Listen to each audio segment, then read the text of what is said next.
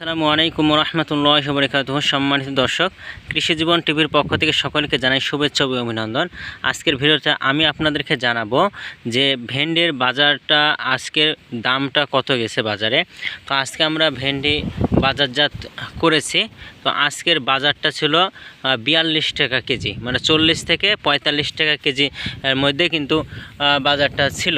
তো আপনারা যারা আমার ভিডিওটা দেখেন, আপনারা যদি চান যে প্রতিদিনের ভেন্ডির বাজারটা জানানোর কথা যদি বলেন, তাহলে অবশ্যই আপনাদেরকে আমরা কি করব, ভিডিওতে জানাবো। এবং এই জমিটা থেকে আবার কিন্তু কালকে আমি আবার কিন্তু ভেন্ডি তুলব ওখানে থেকে।